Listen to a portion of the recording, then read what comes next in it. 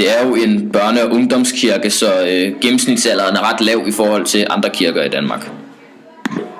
Jeg har ikke hørt, at der skulle være nogen tal for, at færre unge går i kirke. Jeg har til gengæld den opfattelse, at flere unge bliver konfirmeret i København end førhen. Vi bruger andre typer musik i Brorsons Kirke, som for eksempel rock, pop, jazz, hiphop og electronica. Det gør, at de unge lettere kan relatere til det, vi laver i kirken. Jeg synes, det er et mærkeligt spørgsmål at blive spurgt, om man er kristen, for der kan ligge rigtig mange ting i det. Jeg deler ikke verden op i kristne og ikke-kristne, for jeg tror, Gud er større end kirken og kristendommen. I Danmark er der over 70% medlemmer af folkekirken, og mange bruger fortsat kirken i forbindelse med store begivenheder i livet. Søndagskirken er der til gengæld ikke så mange, der synes giver mening, og det kan være en udfordring for kirken at finde en ny form og et nærværende sprog. Jeg synes egentlig ikke, det er så mærkeligt. Folk, der ikke oplever kirken som nærværende og meningsfuld, vælger den vel bare fra. Jeg tror, at kristendommen kan tilbyde livstolkning, et fællesskab og et menneskesyn, som er relevant for alle mennesker. Kristent samfund, vi ellers lever i. Men har du hørt om det, at der ikke er så mange unge længere, der går op i kristendom? Ja, jo, men det er jo, kan man sige, det hele problemstillingen der.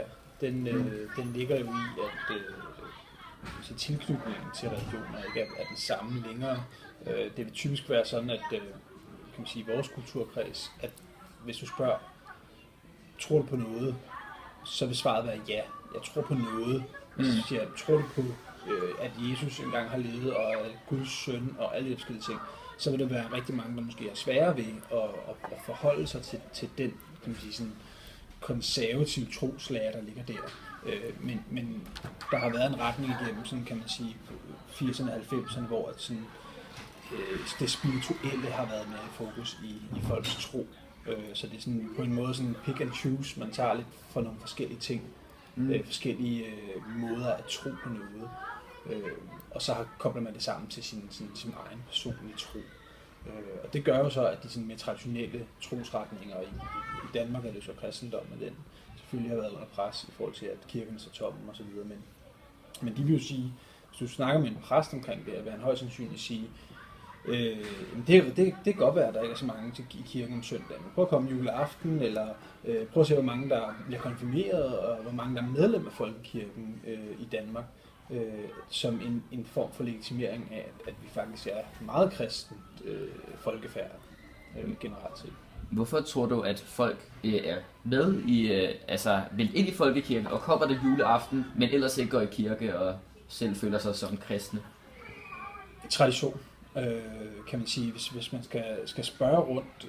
Sådan. Hvorfor tror du, at folk er med i, vil ind i folkekirken og kommer det juleaften, men ellers ikke går i kirke og selv føler sig som kristne? Tradition, kan man sige, hvis man skal spørge rundt sådan folk, så handler det om, at det måske er en rammesætning i forhold til julen og det familiære og det hyggelige, at det er sådan en, nu sætter vi anden og flæskestegen i ovnen, og så går vi over i kirken, og så, så det er en form for ritual i vores samfund. Altså som uddannet antropolog, vil du så sige, det er positivt eller negativt, at unge ikke vil være kristne mere, eller at det udvikler sig sådan?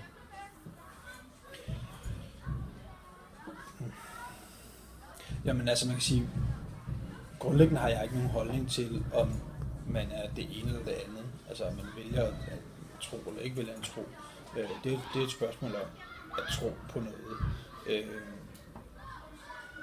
Så sådan fra et antropologisk perspektiv, så har det jo en betydning for den måde, vi ligesom skaber samfund på, eller skaber strukturer på. Ikke? Og der har kirken så været en struktur i Danmark, og når den ikke er der længere, så skal der jo nogle andre strukturer, der på en eller anden måde skal tage over, eller hvis den ikke er der.